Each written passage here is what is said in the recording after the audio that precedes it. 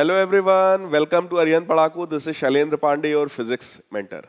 प्यारे बच्चों, आप लोगों को मैं पढ़ा रहा था टर्म 2 के लिए फिजिक्स के सारे चैप्टर्स और हर चैप्टर के कुछ इंपॉर्टेंट क्वेश्चंस। आज हम लोग आइए स्टार्ट करते हैं अपने नेक्स्ट चैप्टर को, जो कि आपका है एटम्स। ये आपका थर्ड लास्ट चैप्टर है आपके टर्म 2 सिलेबस का, एटम्स, न्यूक्लियाई, और उसके बाद हम लोग पढ़ेंगे सेमी कंडक्टर्स। आइए देखते हैं इस चैप्टर में किस तरह के न्यूमेरिकल्स आप लोगों से पूछे जाते हैं। तो सबसे पहला क्वेश्चन आपसे पूछा जा रहा है, explain briefly how Rutherford scattering of alpha particle by the target nucleus can provide information on the size of the nucleus. कह रहे हैं रदरफोर्ड साहब का जो मॉडल था उसने न्यूक्लियस के साइज के बारे में कैसे बताया था। तो देखिए, रदरफोर्ड के मॉडल में यह बताया गया था कि अगर हम अल्फा पार्टिकल्स की बम्बार्डिंग कराते हैं गोल्ड फॉइल पर, तो मैक्सिमम अल्फा पार्टिकल्स अनडिफ्लेक्टेड सीधे चले गए थे। इससे यह पता चलता है most part of the atom is hollow. जबकि बहुत रेयर अल्फा पार्टिकल्स, यानी 8000 में से केवल 1 या 2 अल्फा पार्टिकल्स ऐसे थे जो 90 डिग्री से ज्यादा एंगल पर डिफ्लेक्ट हुए, मतलब आए इस तरीके से और टकराकर वापस चले गए। तो इससे यह पता चला कि यहां पर बहुत रेयर, यानी कि सेंटर पर बहुत हल्का सा, बहुत थोड़ा सा कोई ऐसा स्पेस है जहां पर बहुत डेंस मटेरियल है जिससे टकराकर ये अल्फा पार्टिकल्स वापस जा रहे हैं। तो इससे यह पता चला एटम के सेंटर पर एक बहुत ही डेंस कोई चीज होती है जिसको हम लोगों ने बाद में नाम दिया न्यूक्लियस। तो आइए देखते हैं इसी चीज को हम लोग थ्योरेटिकली कैसे लिख करके एक्सप्लेन करेंगे। तो उसको देखते हैं, क्योंकि सब्जेक्टिव आपका पेपर होने वाला है। So according to Rutherford's experiment, following observations were made. सबसे पहला ऑब्जर्वेशन क्या है? Most of the alpha particles passed through the gold foil without any deflection. बिना किसी डिफ्लेक्शन के ज्यादातर अल्फा पार्टिकल्स चले गए थे। इससे यह पता चला था most part of the atom was hollow. Only 0.14% of the incident alpha particles scattered by more than 1 degree. केवल 0.14% जो अल्फा पार्टिकल्स थे वही ऐसे थे जो 1 डिग्री से ज्यादा एंगल पर डिफ्लेक्ट हुए थे, और उसमें भी 1 alpha particle out of every 8000 particles were deflected by more than 90 degree. 90 degree से बहुत ही रेयर अल्फा पार्टिकल्स थे जो डिफ्लेक्ट हुए थे। इससे यह पता चला था कि एटम के सेंटर पार्ट पर बहुत ही हाईली डेंस कोई मटेरियल होता है जिसको हम लोगों ने न्यूक्लियस नाम दिया था। Hence all these leads to the conclusion that atom has a lot of empty space. इससे ये पता चल गया कि जो एटम है हमारा, उसमें ढेर सारा एम्प्टी स्पेस यानी खाली स्पेस है। And practically the entire mass of the atom is confined to the extremely small centred core named as nucleus, है ना। ये माना गया था कि सारा का सारा मास कहाँ कंसंट्रेटेड माना जाता है?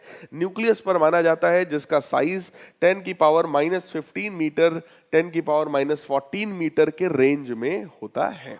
वह 10 की पावर -15 को प्यारे बच्चों फर्मी भी बोलते हैं, तो फर्मी भी यूनिट हो सकता है, आपको कहीं लिखी मिल जाए। एन अल्फा पार्टिकल मूविंग, देखो अगला क्वेश्चन हमारा क्या है? An alpha particle moving with initial kinetic energy K towards a nucleus of atomic number Z, kinetic energy K है, एटॉमिक नंबर Z है, approaches a distance D at which it reverses its direction. Obtain the expression for the distance of closest approach D in terms of the kinetic energy of the alpha particle. देखिए प्यारे बच्चों, अगर हम लोग distance of closest approach की बात करें तो इसका मतलब ये होता है कि अगर ये कोई एटम है या न्यूक्लियस है जिस पर प्रोटॉन्स कितने हैं, Ze के बराबर, मतलब इसका चार्ज हमको पता है, और यहां पर अगर हम लोग कोई एक अल्फा पार्टिकल है, अल्फा पार्टिकल पर 2e का चार्ज होता है। ये अल्फा पार्टिकल अगर यहां से जाएगा तो पूरा जाकर के कोलाइड नहीं करता है, उसके पहले ही यहीं कहीं से वो वापस हो जाता है, इसी पॉइंट से वापस हो जाता है। तो ये जो डिस्टेंस है, आर डिस्टेंस, जहां से वो वापस हो गया, उस डिस्टेंस को हम लोग बोलते हैं this is the distance of closest approach. मतलब इस न्यूक्लियस के पास ये अल्फा पार्टिकल आर डिस्टेंस से आगे नहीं आएगा, इसके यहीं से, इसी बाउंड्री से ही ये वापस हो जाएगा और मान लिया जाएगा कि इसका कोलिजन वहां पर हो गया है। तो कैसे पता चलता है? अगर आने वाले पार्टिकल की मैं स्पीड v मान लूं तो इसके पास एनर्जी कितनी होगी, हाफ एम v के बराबर इसके पास एनर्जी होगी। और ये एनर्जी जो काइनेटिक एनर्जी है ये आपकी धीरे धीरे खत्म हो जाएगी। क्यों खत्म हो जाएगी? क्योंकि ये दोनों, ये भी पॉजिटिव चार्ज है, ये भी पॉजिटिव चार्ज है, दोनों एक दूसरे को रिपेल कर रहे होंगे, है ना। तो इलेक्ट्रोस्टैटिक रिपल्शन की एनर्जी होगी जिसका फॉर्मूला होता है Q1 Q2 अपॉन आर के बराबर।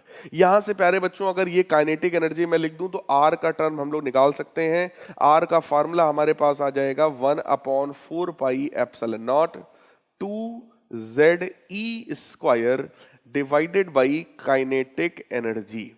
तो ये हमारा एक्सप्रेशन आ गया, आप लोग देख सकते हैं डिस्टेंस ऑफ क्लोजेस्ट अप्रोच का in terms of kinetic energy. यहां पर हमसे यही पूछा गया है। हालांकि क्वेश्चन में हमसे बोला गया डिस्टेंस ऑफ क्लोजेस्ट अप्रोच को आर से नहीं आप डी से दिखाओ, तो कोई दिक्कत नहीं प्यारे बच्चों, हम लोग भी इसको आर की जगह डी लिख देंगे भाई, इसमें तो कोई दिक्कत वाली बात ही नहीं है। आप इस आर को हटा दो, आर की जगह आप यहां पर डी लिख दो, क्या फर्क पड़ता है, चाहे आर से डिनोट करिए चाहे डी से डिनोट करिए। तो ये देखिए डी हो गया, यहां पर भी डी हो गया और यहां पर भी हम लोग उसमें डी को रखने वाले हैं, ठीक है। तो प्यारे बच्चों हमारे पास डी की वैल्यू आ गई, that is 1/4πε0 2ZE² upon kinetic energy. This is one of the very important concept, हम लोगों से इस पर न्यूमेरिकल भी पूछा जा सकता है।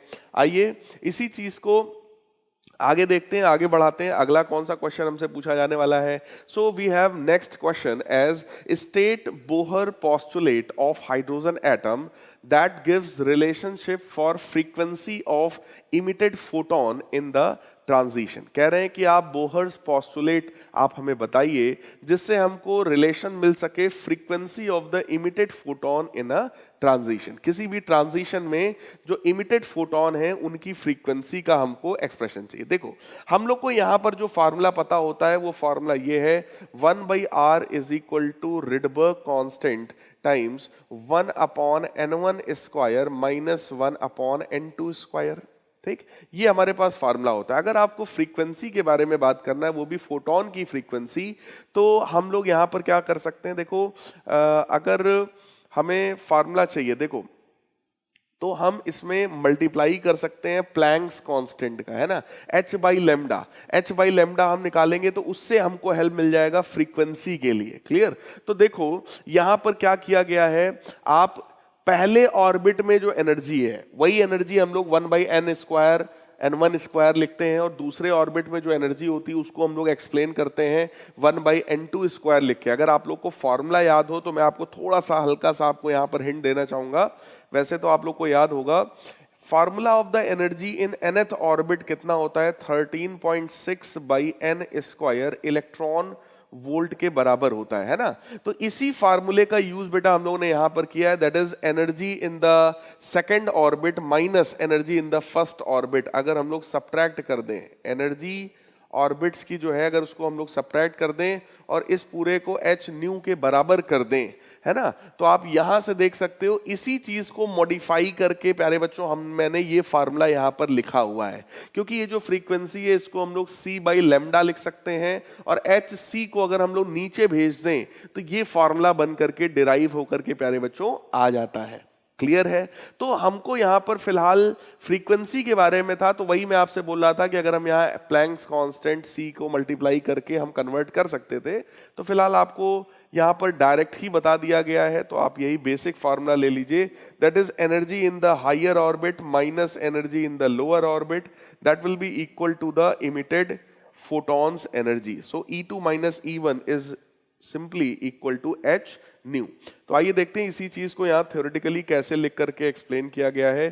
तो यहाँ पर हमें बताया गया द एटम कैन एमिट और absorb radiation in the form of discrete energy photons only when, देखो एनर्जी का गेम तभी होता है जब इलेक्ट्रॉन एनर्जी एक्सेप्ट करके एक्साइट होकर हायर एनर्जी स्टेट में जाएगा, या फिर हायर एनर्जी स्टेट से एनर्जी को रिलीज करके लोअर एनर्जी स्टेट में वापस आएगा। और ऐसे में energy of the final state minus energy of the initial state, that should be equal to h nu. ठीक, ये फोटोन की एनर्जी हो गई। यहां से फ्रीक्वेंसी हमारे पास आ गया E2 minus E1 upon h के बराबर।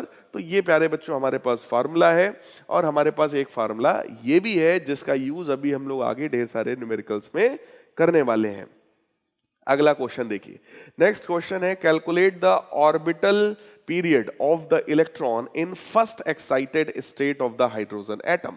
इसका मतलब हमको पहले एक्साइटेड स्टेट में हाइड्रोजन एटम के लिए जो टाइम पीरियड होता है उसका फॉर्मूला चाहिए। तो प्यारे बच्चों देखिए आप लोग यहाँ पे टाइम पीरियड का जो फॉर्मूला होगा that will be very simple. अगर हम ऑर्बिट को सर्कुलर मान लें तो that will be 2 pi r upon we.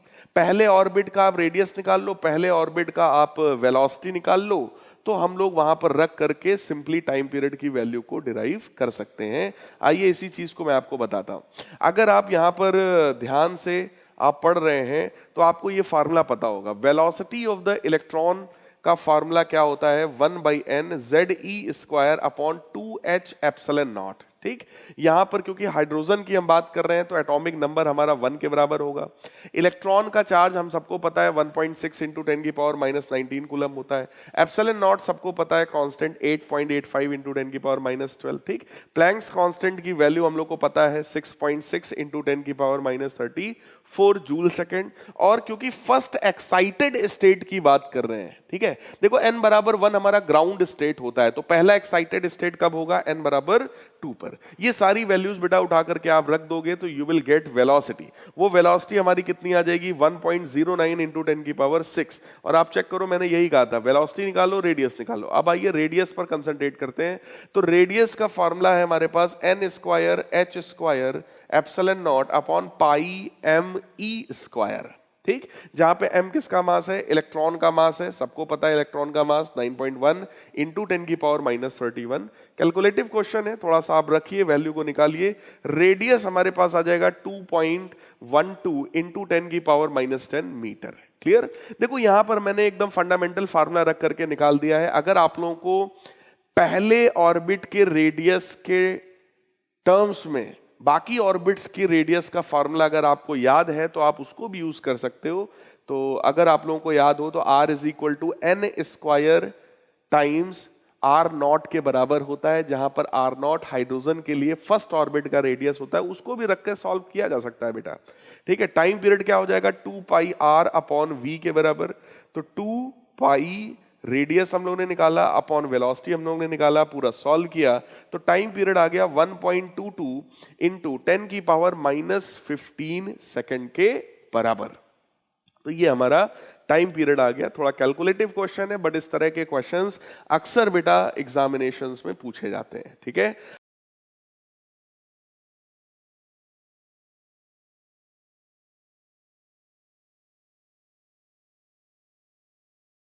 आइए अगला क्वेश्चन देखते हैं। बहुत ही बढ़िया क्वेश्चन है, बेसिक क्वेश्चन है। कह रहे हैं the total energy of an electron in the first excited state of the hydrogen is about -3.36 electron volt. देखो फर्स्ट एक्साइटेड स्टेट में आपसे बोला जा रहा है कि उसकी जो एनर्जी है, टोटल एनर्जी जो है वो -3.36 इलेक्ट्रॉन वोल्ट के बराबर है। कह रहे हैं what is the kinetic energy of the electron in the first excited state. देखो बेटा अगर टोटल एनर्जी पता है, काइनेटिक पूछ रहे हैं ना, तो टोटल एनर्जी और काइनेटिक एनर्जी में सिर्फ माइनस का डिफरेंस होता है, दैट्स इट। तो अगर हमको टोटल एनर्जी पता है -3.36 इलेक्ट्रॉन वोल्ट, तो काइनेटिक एनर्जी हमारी कितनी हो जाएगी, 3.36 इलेक्ट्रॉन वोल्ट। आप लोग देख सकते हैं, आप इसको ऐसे लिख करके दिखा सकते हो। काइनेटिक एनर्जी जो है वो -E के बराबर है, तो बस माइनस हटा देना, 3.36 इलेक्ट्रॉन वोल्ट के बराबर हो जाएगा। फिर आया what is the potential energy of the electron in the first excited state. Potential energy की वैल्यू भाई साहब कितनी है, तो पोटेंशियल एनर्जी जो होता है वो टोटल एनर्जी का डबल होता है, यहां पर है ना। टोटल एनर्जी का बस आप डबल कर दीजिए। ये देखिए जैसे ही आप डबल करेंगे, 2 का मल्टीप्लाई करेंगे, it will become 6.72 electron volt. कुछ बच्चे हो सकता है इसमें कंफ्यूज हो जाएं कि सर पोटेंशियल एनर्जी डबल है और टोटल एनर्जी आधा है, ऐसा कैसे हो सकता है। तो बेटा टोटल एनर्जी यहां पर जो आती है वो निगेटिव आती है ना। टोटल एनर्जी निगेटिव आती है, काइनेटिक एनर्जी तो हमेशा ही पॉजिटिव होती है, लेकिन पोटेंशियल एनर्जी भी यहां पर निगेटिव आती है। इस वजह से पोटेंशियल एनर्जी की वैल्यू निगेटिव में ज्यादा होती है, उसमें हम कुछ काइनेटिक जोड़ते हैं, ओवरऑल वैल्यू कुछ कम होती है निगेटिव में, और वो हमारी कहलाती है टोटल एनर्जी। क्लियर। अब देखो थर्ड पार्ट में कह रहे हैं is zero potential energy reference is changed. अगर हम जीरो पोटेंशियल एनर्जी रेफरेंस को चेंज कर देंगे, जीरो पोटेंशियल एनर्जी कहां होती है? इन्फिनिटी पर, ठीक। तो अगर हम उस रेफरेंस को चेंज कर देंगे, which of the above would change? कौन सा चेंज होगा? भाई साहब देखो, रेफरेंस का इफेक्ट बेटा आता है पोटेंशियल एनर्जी पर, तो पोटेंशियल एनर्जी चेंज हो जाएगी जिसकी वजह से टोटल एनर्जी चेंज हो जाएगी, लेकिन काइनेटिक एनर्जी पर इसका कोई फर्क नहीं पड़ेगा। क्लियर है? तो ये आइए देखते हैं कैसे हम लोग लिखेंगे। पोटेंशियल एनर्जी जो हमारी होती है that is zero at infinity, ठीक है। If the reference of the potential energy is changed, kinetic energy will remain constant. Kinetic energy हमारी कैसी रहेगी? कांस्टेंट रहेगी, but potential energy and hence total energy will change. तो total energy change हो जाएगी, potential change हो जाएगी, लेकिन काइनेटिक हमारी कांस्टेंट बनी रहेगी। अगला क्वेश्चन, डिफाइन आयनाइजेशन एनर्जी। तो बेटा आयनाइजेशन एनर्जी वो मिनिमम अमाउंट ऑफ एनर्जी है जो मिलने के बाद कोई इलेक्ट्रॉन उस एटम से टोटली अलग हो जाता है और इतना सेपरेट हो जाता है कि दोबारा वो कभी भी उस एटम से इंटरैक्ट ना कर सके, मतलब उनके बीच का डिस्टेंस इनफाइनाइट हो जाता है। उसको हम लोग बोलते हैं आयनाइजेशन एनर्जी। मतलब किसी एटम के आउटर मोस्ट ऑर्बिट से एक इलेक्ट्रॉन को परमानेंटली निकालने में जो minimum amount of energy required है, that is known as ionisation energy. कह रहे हैं how would the ionisation energy change when electron in the hydrogen atom is replaced by the particle of mass 200 times that of the electron but having same charge। कह रहे हैं कि electron की जगह कोई ऐसा पार्टिकल ले लें जिसका मास इलेक्ट्रॉन के मास का 200 गुना है, तो बताओ आयनाइजेशन एनर्जी पर क्या फर्क पड़ेगा? तो बेटा आयनाइजेशन एनर्जी जो होता है, या इस चैप्टर में एनर्जी का जो फार्मूला है, जब आप उस फार्मूले को पढ़ोगे तो पता चलेगा कि energy is directly proportional to mass of electron होता है। अगर मास ऑफ इलेक्ट्रॉन की जगह आप 200 गुना भारी कोई पार्टिकल ले आओगे तो एनर्जी भी हमको 200 गुना ज्यादा रिक्वायर्ड होगी। 200 का सीधे सीधे मल्टीप्लाई हो जाएगा। तो इसका मतलब क्या हुआ कि एनर्जी जो है यहां पर that is proportional to mass, ठीक। तो आप लोग अपनी बुक से एनर्जी का फार्मूला देख सकते हो, खतरनाक सा फार्मूला आएगा n square h square upon वो सब डिवाइड करके, ठीक है। उस फार्मूले के हिसाब से भी अगर आप देखोगे तो एनर्जी जो होगी that will be directly proportional to mass. तो अगर पार्टिकल 200 टाइम्स भारी होगा तो हमको 200 टाइम्स ज्यादा एनर्जी की रिक्वायरमेंट होगी उसको वहां से आयनाइज करने के लिए, ठीक है। अगला क्वेश्चन देखो, ये एनर्जी लेवल डायग्राम पर बेस्ड क्वेश्चंस भी अक्सर पूछे जाते हैं कॉम्पिटिटिव एग्जाम में भी और आपके बोर्ड एग्जाम में भी इसके आने के चांसेस हैं। प्यारे बच्चों, क्वेश्चन हमारा क्या है? The figure shows energy level diagram of the hydrogen atom. तो हाइड्रोजन के लिए इस तरीके के ट्रांजिशंस दिखाए गए हैं। Find out the transition which results in the emission of a photon of wavelength 496 nanometre. देखो हमसे कह रहे हैं ऐसा ट्रांजिशन इनमें से छांट के निकालो जिससे हमको 496 नैनोमीटर वेवलेंथ का फोटोन मिलने वाला है। देखो बेटा, अगर फोटोन का वेवलेंथ हमको पता है तो हमको फोटोन की एनर्जी पता है कितनी, hc/λ है ना।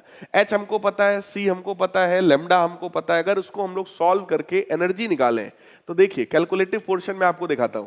hc/λ, h क्या होता है? प्लैंक्स कांस्टेंट 6.6 इंटू 10 की पावर -34। c क्या है? Speed of light 3 into 10 to the power 8। Wavelength हमको दिया था 496 नैनोमीटर। इसको सॉल्व करोगे बेटे जूल में आएगा, क्लियर। और अगर उसमें हम 1.6 इंटू 10 की पावर -19 का डिवाइड कर दें तो ये इलेक्ट्रॉन वोल्ट में आ जाएगा।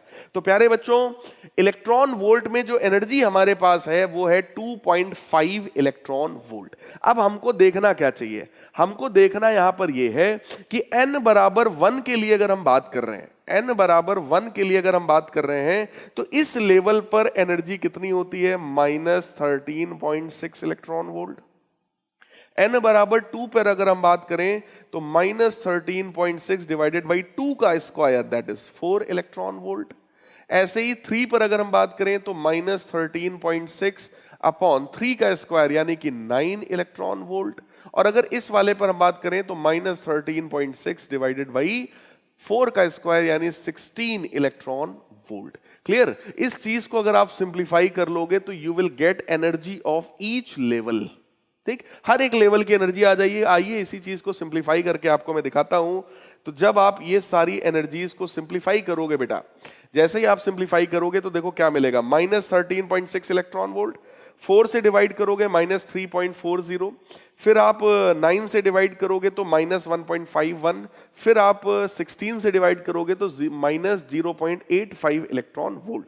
अब हमको चाहिए 2.5 इलेक्ट्रॉन वोल्ट का। तो आप खुद देखो ऐसे कौन से एनर्जी लेवल्स हैं जिनको अगर मैं सब्ट्रैक्ट करूं तो 2.5 जैसा डेटा हमको मिल जाए, है ना। तो 2.5 जैसा डेटा देखो बेटा, इसके साथ अगर आप इनमें से किसी को भी सब्ट्रैक्ट करोगे तो 2.5 नहीं मिलेगा। क्यों? क्योंकि 13.6 है और यहां 3.4 है, डिफरेंस लगभग 10 के आसपास बनेगा।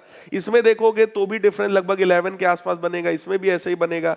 तो हमने क्या देखा, अगर आप ध्यान से चीजों को ऑब्जर्व कर रहे हो बेटा, तो आप इसको और इसको, इन दोनों ट्रांजिशंस की जो एनर्जी है, अगर मैं इनको सब्ट्रैक्ट करूंगा तो आप सोचो क्या बनेगा, 3.4 माइनस 1.5, तो ये हमारा 1.5 और 0.4 और आ जाएगा, लेकिन ये भी हमारा 2.5 नहीं आएगा, ठीक है।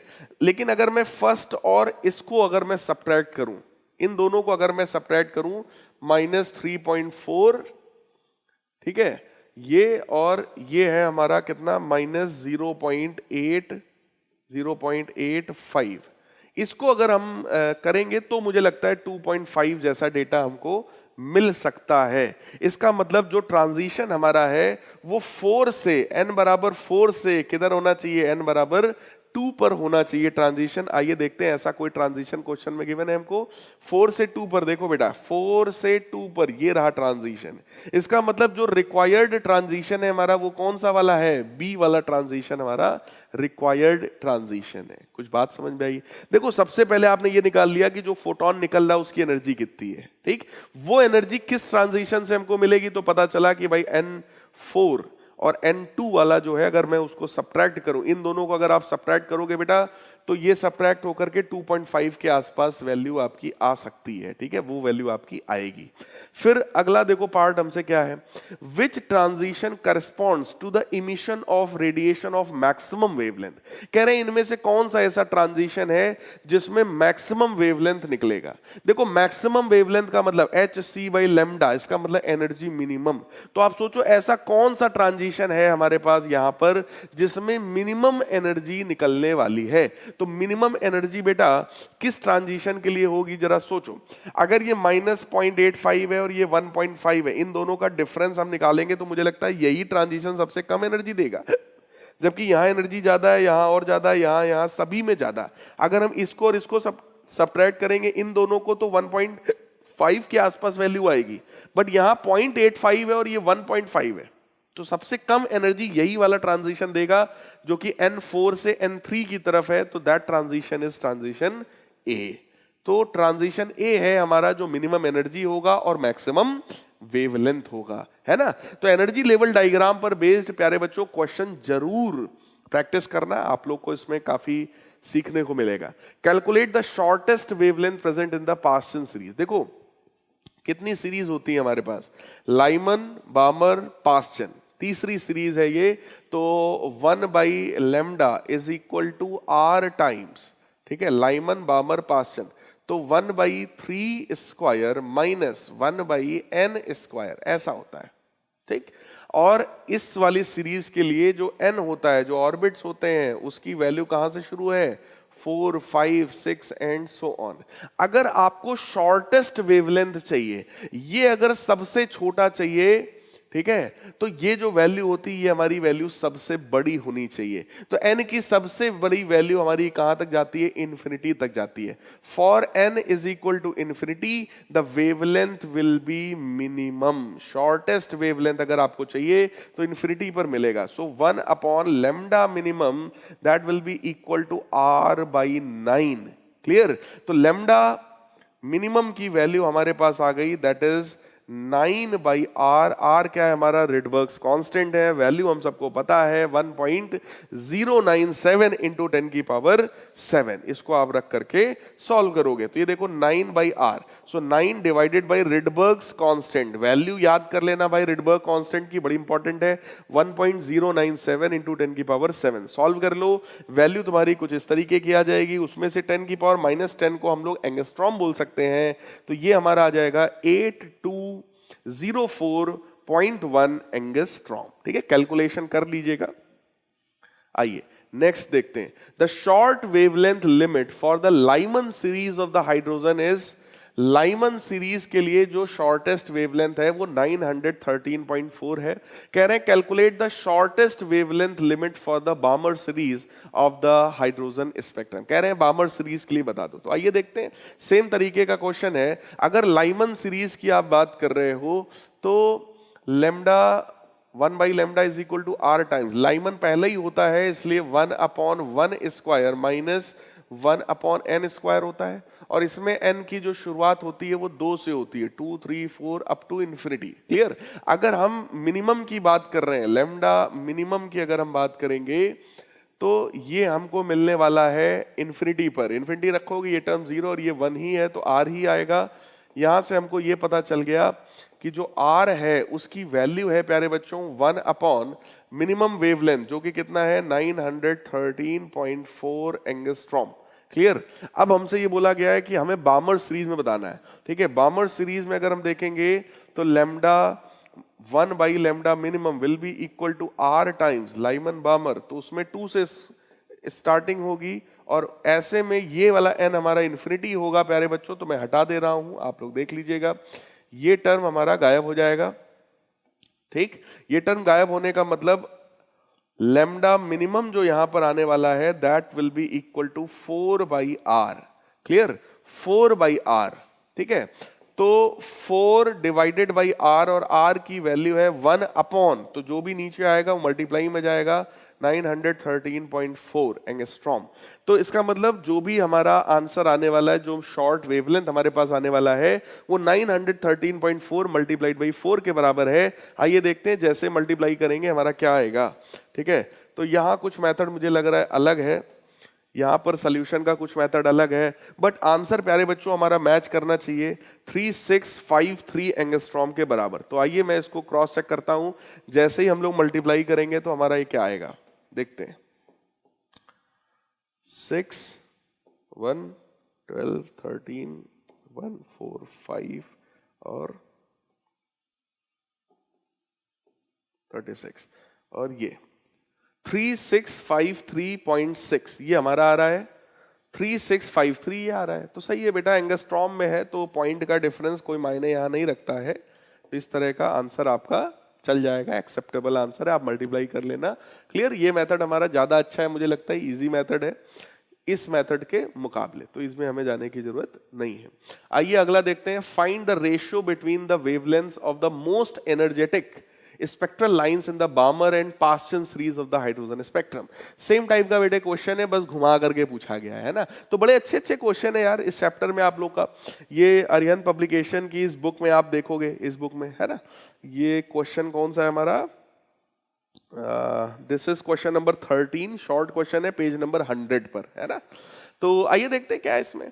कह रहे हैं ratio of the wavelength of the most energetic spectral line. तो बेटा मोस्ट एनर्जेटिक का मतलब क्या है? लीस्ट वेवलेंथ वाली लाइन। भाई एनर्जी अगर ज्यादा है तो hc/λ, लैम्डा कम होगा, है ना। तो लीस्ट एनर्जी की बात करनी है यार, तो सिंपल है, बामर सीरीज की अगर आप बात करते हो,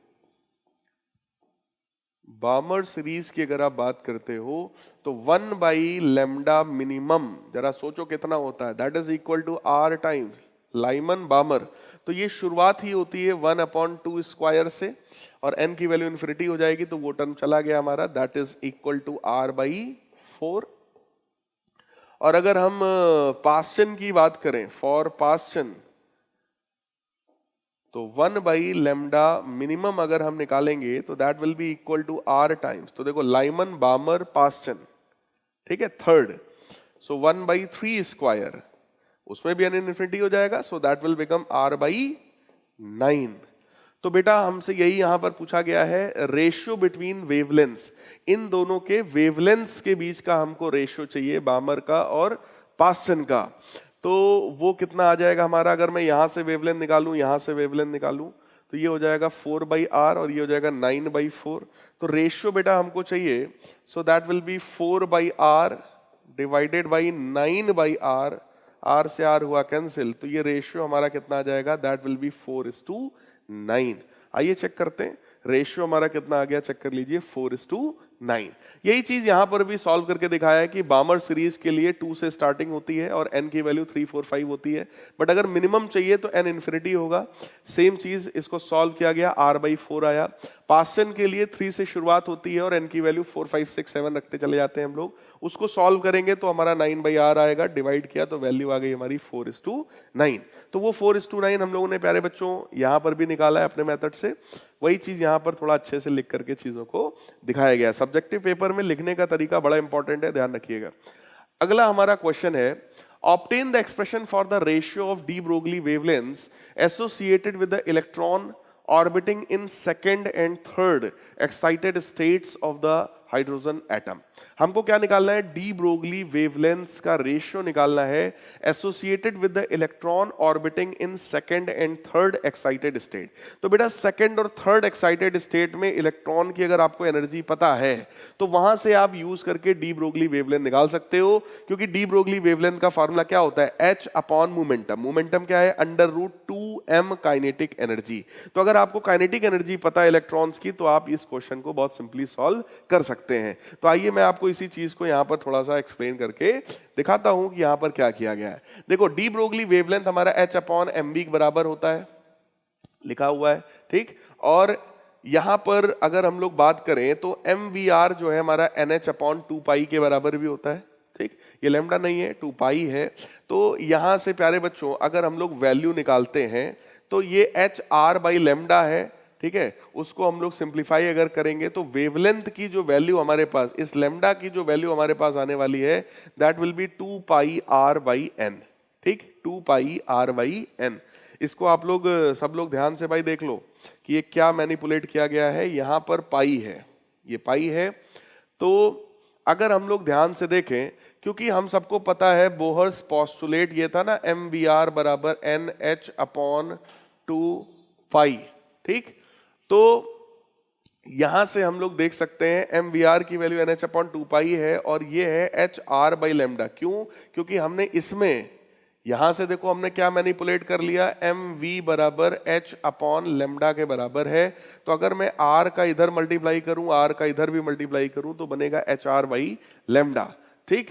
और इसको अगर हम लोग बराबर कर दें तो ये तुम्हारा बन जाएगा nh/2π, that will be equal to hr/λ, ठीक, hr/λ। h से h हुआ आपका कैंसिल और यहां से हम लोग देख सकते हैं कि ये वैल्यू कितनी आने वाली है, r की वैल्यू हमारे पास, ठीक है, सॉरी वेवलेंथ की हमें बात करना था, तो वेवलेंथ की वैल्यू हमने निकाला, that will be 2πr whole divided by n, ठीक है, 2πr डिवाइडेड बाई n के बराबर ये वेवलेंथ हमारा आ गया।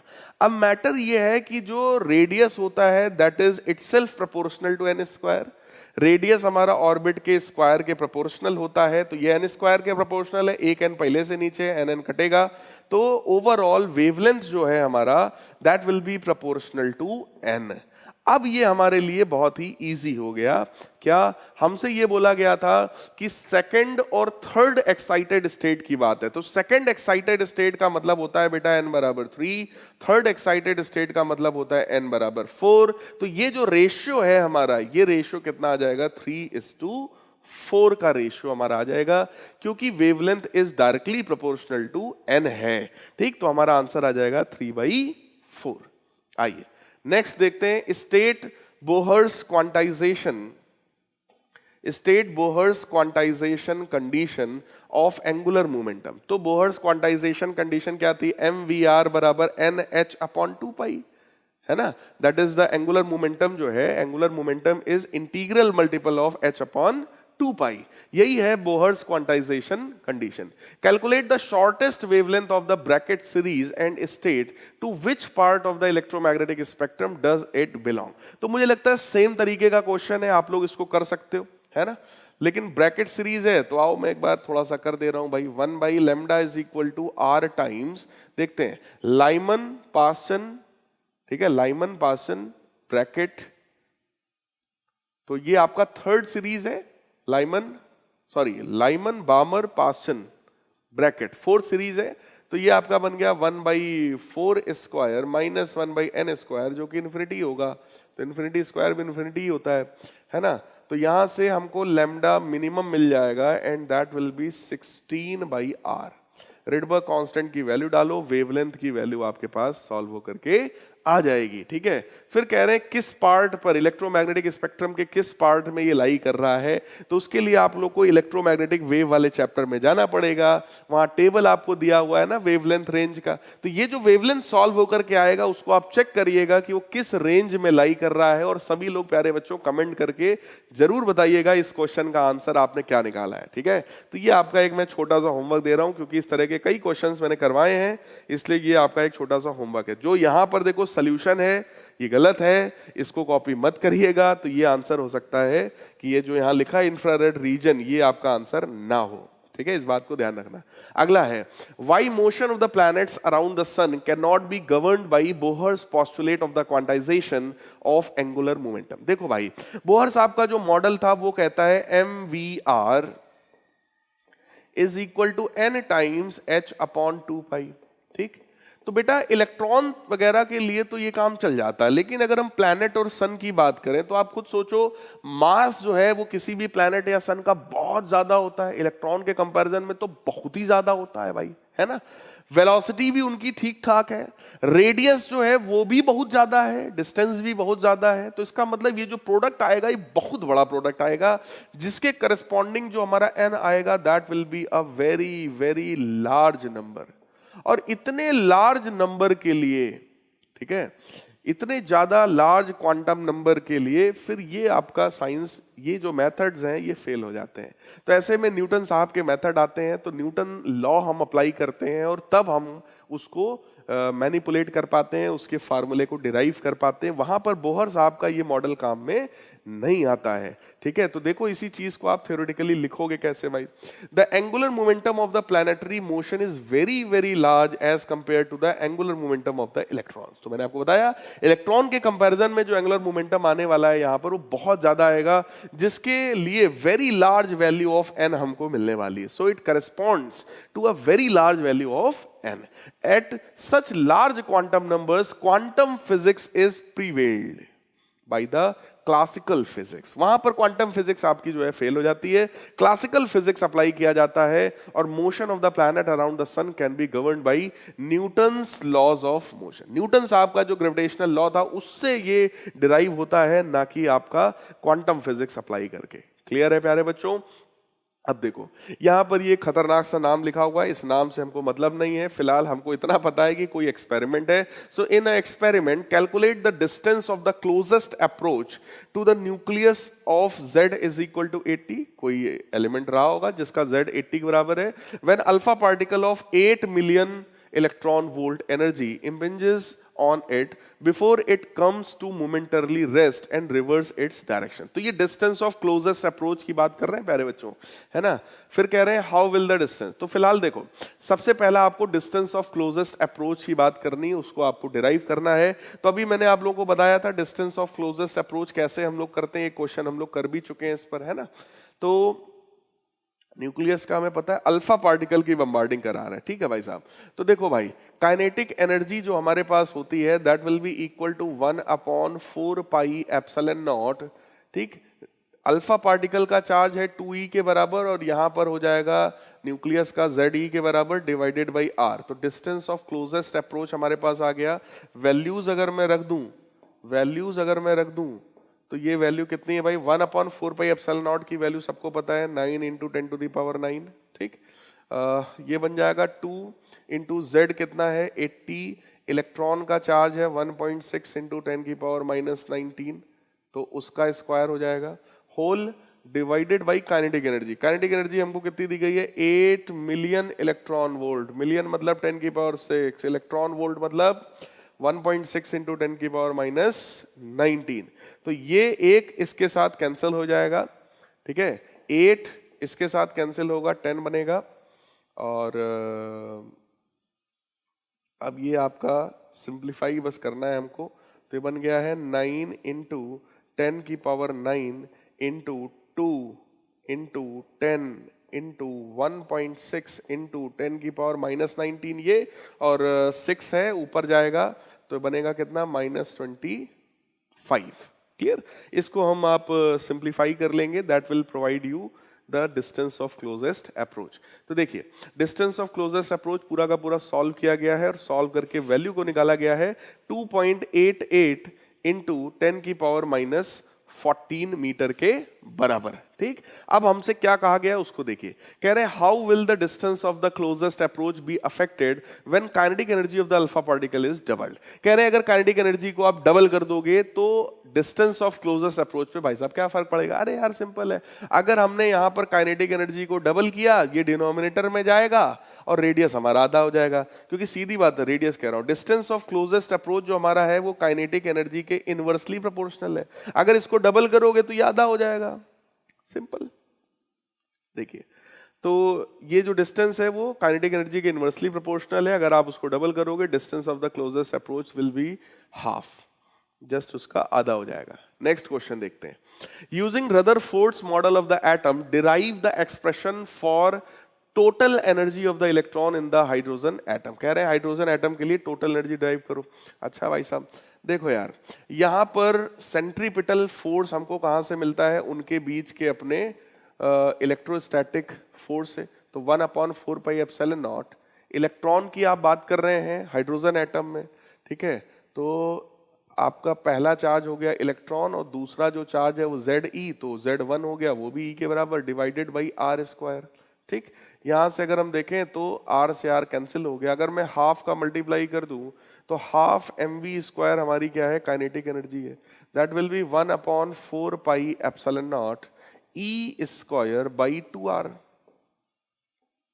ठीक, ये आपको क्या मिल गया? यहां से आपको काइनेटिक एनर्जी मिल गया। ठीक, काइनेटिक एनर्जी हमको पता है, टोटल एनर्जी हमको निकालना है तो आपको सीधे पता है सिर्फ माइनस का डिफरेंस होता है, बाकी तो सब सेम ही होता है ना। तो इतना मुझे सब लिखने की फिलहाल जरूरत नहीं। अगर मुझसे डायरेक्टली पूछा जाएगा तो मैं कह सकता हूं भाई काइनेटिक एनर्जी अगर ये है तो टोटल एनर्जी क्या होगा? जस्ट माइनस का साइन आएगा, है ना। तो आइए फिर भी देख लेते हैं, क्योंकि यहाँ पे पूरा का पूरा डिराइव करने को बोला है। तो देखो भाई mv²/r ये वही वाला स्टेप है जो हम लोगों ने किया है। यहां से अगर मैं r से r कैंसिल करके r की वैल्यू निकाल लूं, ठीक है, r की वैल्यू निकाल लें तो ये हमारे पास एक फार्मूला आ जाता है रेडियस के लिए। उसके बाद काइनेटिक एनर्जी हाफ mv² होता है, तो काइनेटिक एनर्जी का फार्मूला आप यहां से निकाल सकते हो हाफ mv² लगा करके। ठीक है, रेडियस अगर हमें पता है, रेडियस को रख करके हम वेलोसिटी निकालते हैं, तो काइनेटिक एनर्जी हमको मिल गई, पोटेंशियल एनर्जी हमको मिल गया, पीछे हम लोगों ने निकाल रखा है 1/4 pi epsilon not Q1 Q2 upon R के बराबर। तो ये एक श्योर मतलब एक डायरेक्ट डेरिवेशन है। इस तरह का क्वेश्चन आपसे पूछा जा सकता है, आपकी बुक में भी ये पूरा का पूरा डिराइव्ड होगा। टोटल एनर्जी निकालना है तो kinetic energy plus potential energy हमें करना होता है, और टोटल एनर्जी और जो हम लोगों ने निकाला था अभी काइनेटिक एनर्जी, उसमें सिर्फ और सिर्फ माइनस का डिफरेंस होता है। तो आप देख लो टोटल एनर्जी में एक माइनस लगा हुआ है और हम लोगों ने जो निकाला था उसमें माइनस नहीं था। बस ये देखो क्या लिखा है E² अपॉन, अगर ये 2 मल्टीप्लाई कर दो तो 8 पाई एप्सिलॉन नॉट R होता है, और चेक कर लीजिए वही चीज यहां लिखी है -E² upon 8 pi epsilon not R। इसका मतलब सिर्फ माइनस का डिफरेंस है। तो ये चीज हम लोगों ने अभी एक क्वेश्चन में भी देखा था कि टोटल एनर्जी और काइनेटिक एनर्जी में सिर्फ माइनस का डिफरेंस होता है, जबकि टोटल एनर्जी का डबल होता है पोटेंशियल एनर्जी। क्लियर है प्यारे बच्चों?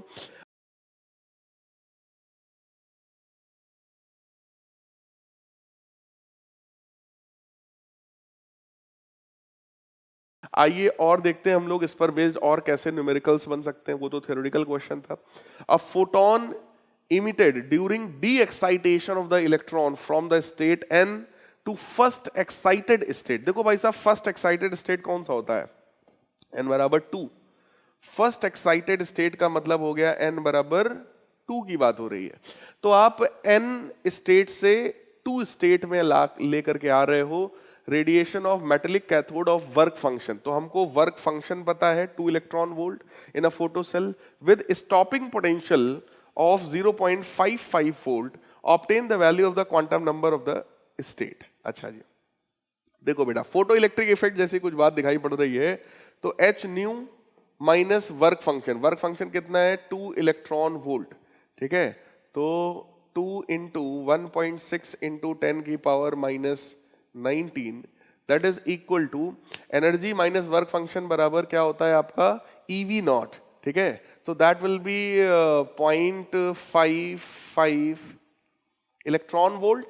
तो इसको भी यार मैं इलेक्ट्रॉन वोल्ट में कर ले रहा हूं और इसको भी इलेक्ट्रॉन वोल्ट में कर लेते हैं। तो फिलहाल अगर मैं इसको इधर भेजूंगा तो एच न्यू की वैल्यू आएगी, ये 2 इलेक्ट्रॉन वोल्ट था और ये इतना है, तो it will become 2.55 electron volt के बराबर।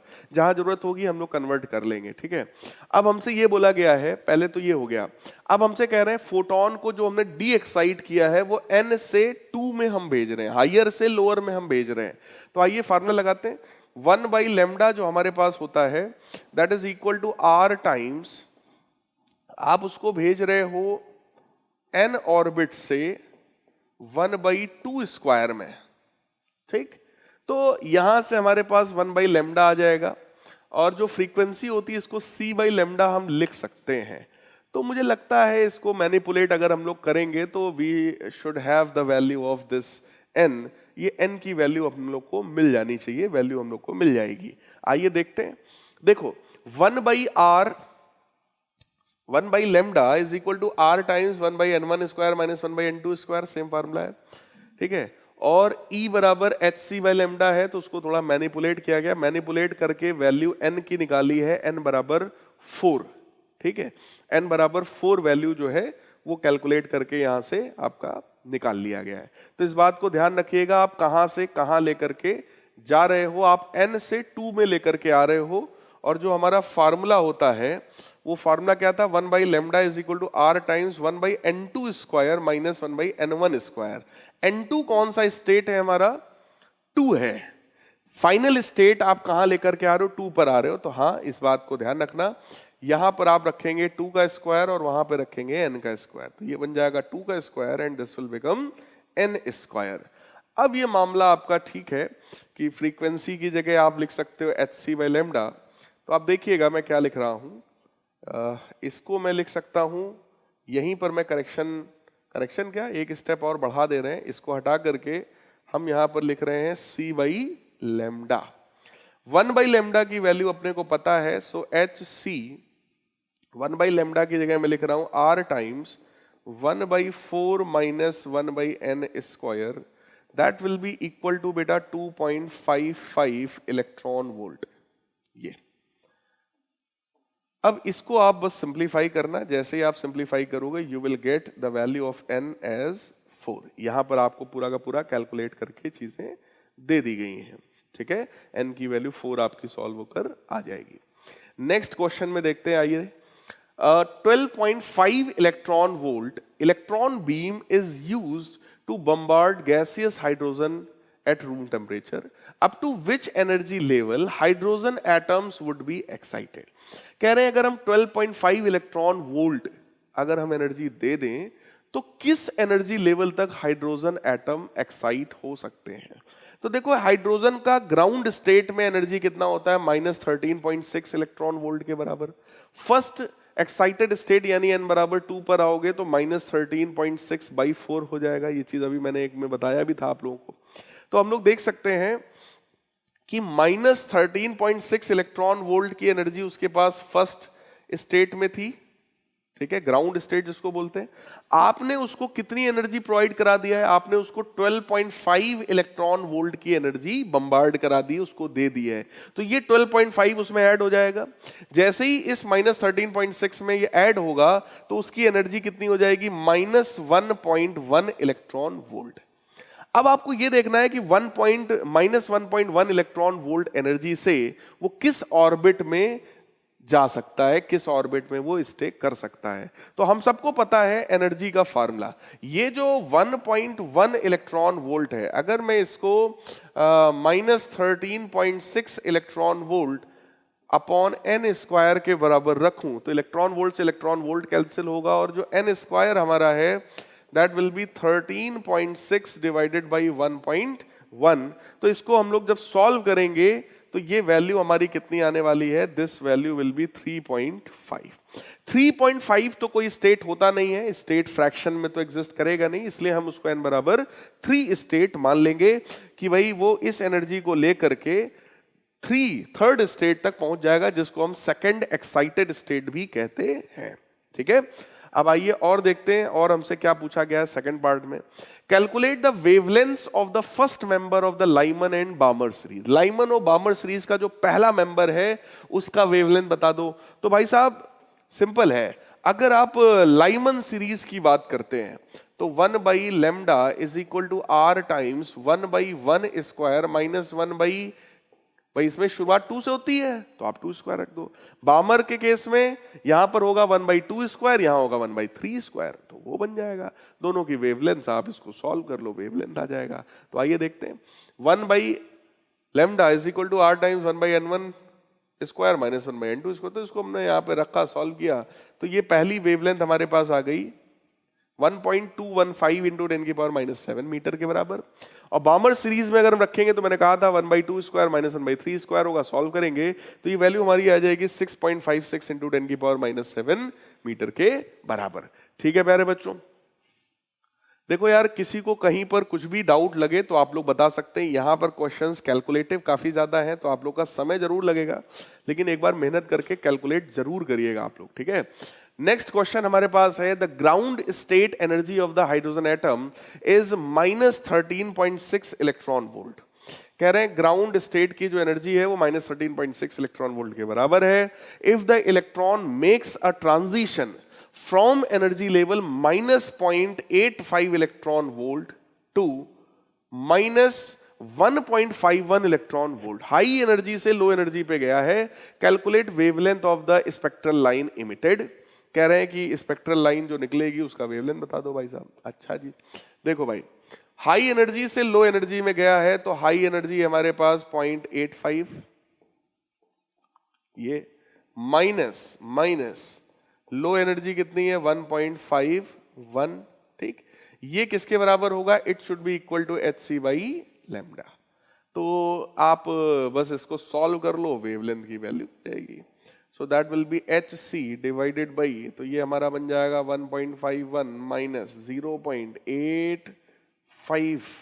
क्लियर, इलेक्ट्रॉन वोल्ट है इसलिए हम इसमें मल्टीप्लाई करेंगे 1.6 इंटू 10 की पावर माइनस 19 का। इसको आप सॉल्व कर लीजिए प्यारे बच्चों, वेवलेंथ की वैल्यू आपकी आ जाएगी। आइए मैं आपको कैलकुलेटिव पोर्शन दिखा देता हूं। जैसे ही आप 1.51 को 0.85 सब्ट्रैक्ट करोगे, वैल्यू आएगी 0.66 इलेक्ट्रॉन वोल्ट। उसको हम लोग यहां पे रख लेंगे, सॉल्व कर लेंगे, 1.88 इंटू 10 की पावर माइनस 6 मीटर हमारा आ जाएगा। अब हमसे ये पूछा था कि ये किस सीरीज में लाई करता है, कह रहे हैं to which series of the hydrogen spectrum does this wavelength belong.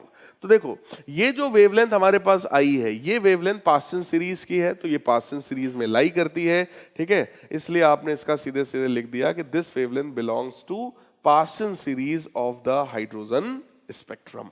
ठीक है, ये क्वेश्चंस बड़े कंफ्यूज करते हैं किस सीरीज में, तो इस तरह के क्वेश्चन थोड़ा जरूर देखिएगा। In hydrogen atom an electron undergoes transition from second excited state to the first excited state then to ground state. पहले सेकंड से फर्स्ट में आया, फर्स्ट से ग्राउंड में चला गया। Identify the spectral series to which transition belongs. कह रहे हैं किस सीरीज से किधर की तरफ गया है। तो बेटा सिंपल है, अगर सेकंड एक्साइटेड स्टेट की बात करें तो ये n बराबर 3 की बात हो रही है। पहले वो n बराबर 3 से फर्स्ट एक्साइटेड स्टेट यानी कि n बराबर 2 पर आया, फिर n बराबर 2 से वो ग्राउंड स्टेट यानी कि n बराबर 1 पर गया। तो पहले तो यही हमें बताना था। देखिए, तो पहले यही है कि आपका वो 3 से 2 में आया और फिर 2 से 1 में गया। तो 3 से 2 में आने वाला काम किस सीरीज में लाई करता है, तो ये आपकी बामर सीरीज है। ठीक, और फिर 2 से 1 में जो गया है तो वो आपकी लाइमन सीरीज है। क्लियर, तो बामर सीरीज पहला ट्रांजिशन और लाइमन सीरीज आपका दूसरा ट्रांजिशन। और फिर हमसे देखो क्या पूछा गया, हमसे कहा गया find out the ratio of wavelength of the emitted radiations in the two cases. कह रहे हैं दोनों केसेस में जो वेवलेंथ निकलेंगी उनका आप हमें रेशियो बता दो। सिंपल है भाई, रखो आप। 1/λ is equal to R times, तो देखो फाइनली कहां पहुंचा है, 1/2 स्क्वायर माइनस 1/3 स्क्वायर, तो एक वेवलेंथ यहां से आएगा। दूसरा वेवलेंथ जो हमें निकालना है वो कितना आएगा हमारे पास, 1/1 स्क्वायर माइनस 1/2 स्क्वायर, ये आ जाएगा। इसको अगर हम लोग सॉल्व करेंगे तो ये बन जाएगा r टाइम्स 1/4 माइनस 1/9, तो ये हमारा कितना बनेगा, 9 माइनस 4 तो 5/36 r के बराबर। ये हमारा बनेगा 1 माइनस 1/4, तो ये बनेगा 3/4 r के बराबर। अगर हमें रेशियो ऑफ वेवलेंथ चाहिए, ठीक है, तो हम लोग क्या करेंगे, 1/λ1 डिवाइडेड बाई 1/λ2, अगर हम डिवाइड करते हैं तो बनेगा 5r/36 डिवाइडेड बाई 3r/4, 4 इसको कैंसिल करेगा 9 बनाएगा, ठीक। ये बनेगा आपका λ2/λ1 दैट इज इक्वल टू, ये नीचे चला जाएगा, so that will B 5/9 into 3 बनेगा आपका 27, ठीक। फिलहाल हमको λ1 इज टू λ2 चाहिए था, तो दैट विल बी 27:5। आइए देखते हैं कितना आएगा ये, 27:5 आप सॉल्व करोगे 5.3 आ जाएगा, है ना। 27:5 अगर हम इसको निकाले λ1 अपॉन λ2, तो वैल्यू कितनी आ गई हमारी, 27:5, तो ये रेशियो कितना आएगा, 5.2 बचेगा, तो ये आपका 5.4, हमारा कितना आया 5.3, तो ये इतना रेशियो जो है, इतना डिफरेंस चलेगा, कोई इतनी इशू वाली बात यहां पर नहीं है, ठीक है प्यारे बच्चों। अगला देखते हैं, एक्चुअली यहां पे सॉल्व करने का मेथड थोड़ा सा अलग है। Next, the kinetic energy of the electron orbiting in the first excited state of the hydrogen is 3.4 electron volt, determine the de Broglie wavelength associated with it. कह रहे हैं डी ब्रोगली वेवलेंथ की value आप बता दीजिए जो इससे जुड़ी हुई हो। अच्छा जी, काइनेटिक एनर्जी अगर पता है, डी ब्रोगली वेवलेंथ निकालना है, तो मुझे लगता है बहुत आसान क्वेश्चन है। डी ब्रोगली वेवलेंथ का फार्मूला होता है h/√2m काइनेटिक एनर्जी।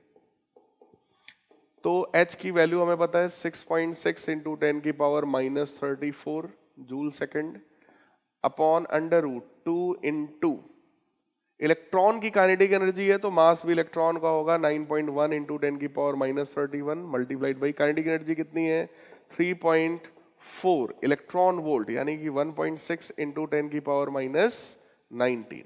कैलकुलेटिव है, इसको आप सॉल्व करेंगे तो आपको वेवलेंथ, डी ब्रोगली वेवलेंथ की वैल्यू मिल जाएगी। तो देखिए, सबसे पहला काम यहां पर, ये मुझे लगता है ये कोई और सॉल्यूशन है।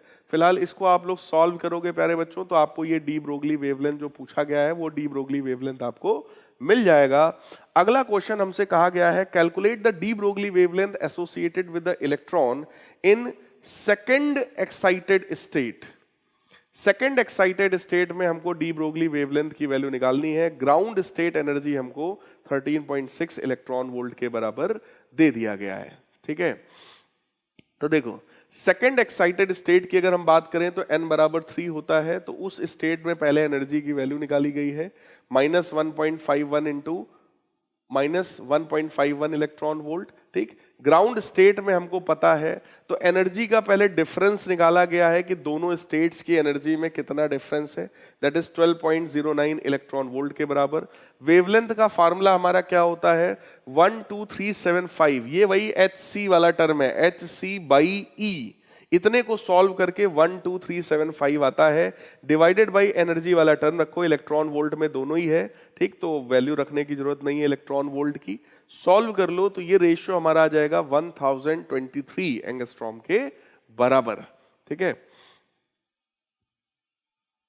यहां पर फिलहाल एक बार हम लोग फर्स्ट एक्साइटेड स्टेट में एनर्जी डायरेक्ट हमको गिवन दी, ठीक है। मैंने इसलिए क्रॉस चेक इसलिए यहां पर किया क्योंकि इसमें क्या था, सेकंड एक्साइटेड स्टेट की बात कर रहे थे लेकिन एनर्जी गिवन नहीं थी। क्वेश्चन को बहुत ध्यान से बेटा पढ़ना। इसमें क्या था, ग्राउंड स्टेट की एनर्जी गिवन थी और आपसे बोला गया सेकंड एक्साइटेड स्टेट में आप डी ब्रोगली वेवलेंथ निकालो। तो सबसे पहला काम हमने क्या किया कि आप सेकंड एक्साइटेड स्टेट के लिए पहले एनर्जी निकालो कितनी है, फिर उस एनर्जी को आप इस फॉर्मूले में रखो, तब आपका आंसर आएगा। ठीक, लेकिन फर्स्ट पार्ट आसान दिया गया, हमसे बोला kinetic energy of the electron orbiting in the first excited state is this. इस बार हमको काइनेटिक एनर्जी डायरेक्ट दे दी है, जब डायरेक्ट दे दी है तो हम क्यों फालतू का दिमाग लगाएंगे, हमने सीधे सीधे इस फार्मूले में रखा और सॉल्व कर दिया। और आंसर आप लोग मैच करके देख लेना, 1215 एंगस्ट्रॉम है, तो यहां पर भी 1215 एंगस्ट्रॉम, ऐसा ही आंसर इस मेथड से भी सॉल्व करके आपका आएगा। लेकिन ये सेकंड वाला क्वेश्चन काफी इंपॉर्टेंट है, ये आपसे पूछा जा सकता है क्योंकि इसमें हल्का सा ट्विस्ट किया गया है, इसमें क्वेश्चन को घुमाया गया है। ठीक है, यहां पर आपको क्लियरली चीजें नहीं दी गई हैं। ठीक, तो आप उस चीज को समझिएगा कि पहले उस स्टेट में आप एनर्जी निकाल लो कि एनर्जी कितनी है वहां पर। ठीक है, अब आइए अपने लास्ट क्वेश्चन की तरफ बढ़ते हैं, अपने अगले क्वेश्चन की तरफ बढ़ते हैं। अगला क्वेश्चन हमारा है the stopping potential for photo electrons emitted from a metal surface of work function 1.7 electron volt is 10.4 volt. Find the wavelength of the radiation used. तो हमको पहले वेवलेंथ चाहिए। अच्छा जी, आइए देखते हैं। एच सी बाई लेमडा जो हमारा है that is equal to work function. तो वर्क फंक्शन हमको दिया है 1.7 electron volt plus maximum kinetic energy भी कितनी होगी 10.4 इलेक्ट्रॉन वोल्ट के बराबर। वेवलेंथ हमसे पूछा जा रहा है तो वो वेवलेंथ हम लोग यहां से निकाल सकते हैं, that will be H C divided by, इन दोनों को अगर मैं ऐड करूंगा तो ये आ जाएगा इधर 1 और ये आपका बन जाएगा 12.1 इलेक्ट्रॉन वोल्ट, यानी कि 1.6 इंटू 10 की पावर माइनस 19। इसको सॉल्व किया जाएगा तो मुझे लगता है वेवलेंथ की वैल्यू हम लोग को मिल जाएगी। तो आइए देखते हैं। सबसे पहले इसी को सॉल्व किया गया है, देखो 12.1 इलेक्ट्रॉन वोल्ट आया, इसको रखा गया है और वेवलेंथ की वैल्यू निकाली गई है। वो वेवलेंथ आपका आया है 1027 एंगस्ट्रॉम के बराबर। तो ये सॉल्व होकर के 1027 एंगस्ट्रॉम हमारा आ जाएगा। फिर हमसे कहा गया also identify energy levels in the hydrogen atom which will emit this wavelength. कह रहे हैं कि ये जो वेवलेंथ है वो कौन सा एनर्जी लेवल का ट्रांजिशन है जो इस तरह का वेवलेंथ इमिट करेगा। तो बेटा पहले इस वेवलेंथ के करस्पॉन्डिंग आप एनर्जी निकाल लो। देखो ये अगर वेवलेंथ हमको पता है तो इसके करस्पॉन्डिंग हमने पहले क्या निकाला, एनर्जी निकाला कि फोटोन की एनर्जी कितना होगा। तो ये आप चाहो तो ये फार्मूला लगाओ या फिर एच सी बाई लेमडा, तो आपको पता है ना h c by lambda wavelength, ये रख करके आप पहले वैल्यू निकाल लीजिए। तो वो वैल्यू आ गई 12.1 इलेक्ट्रॉन वोल्ट। अब आप ये देखो कि पहले स्टेट में, ठीक है, n बराबर 1 स्टेट में जो एनर्जी है वो -13.6 इलेक्ट्रॉन वोल्ट है, n बराबर 2 में -3.6 इलेक्ट्रॉन वोल्ट के बराबर है, n बराबर 3 में ये है, n बराबर 4 में ये है, इस तरीके से। ठीक, अब आप देखो ऐसी कौन सी एनर्जीज हैं, ऐसे कौन से लेवल हैं जिनका डिफरेंस 12.1 इलेक्ट्रॉन वोल्ट के बराबर आता है। तो देखो बेटा ये है -13.6 और ये है -3.4। अगर मैं सब्ट्रैक्ट करूंगा तो डिफरेंस 10 का आएगा, 12 का चाहिए हमें। 13.6 और 1.5 को अगर मैं सब्ट्रैक्ट करूंगा तो ये आ सकता है, 1.5 घटाएंगे तो ये 12.1 के आसपास आ जाएगा। यस, तो इसका मतलब ये ट्रांजिशन हमारा फर्स्ट और थर्ड स्टेट का है, यानी ग्राउंड स्टेट और सेकंड एक्साइटेड स्टेट का है ट्रांजिशन। इसका मतलब n बराबर 3 और n बराबर 1 स्टेट के ट्रांजिशन से ये रेडिएशन हमको मिल सकता है। क्लियर है? तो आई होप प्यारे बच्चों मैंने आपको इस चैप्टर के जितने इंपॉर्टेंट क्वेश्चंस थे वो सारे क्वेश्चंस मैंने बता दिए हैं। आप सबने इस चैप्टर को अच्छे से पढ़ा होगा। बहुत जल्दी अपना अगला चैप्टर आप लोग रिवाइज कर लीजिए। बहुत जल्दी हम लोग मिलेंगे उसके भी ढेर सारे क्वेश्चंस के साथ। तब तक के लिए गुड बाय, टेक केयर, अपना ध्यान रखिए।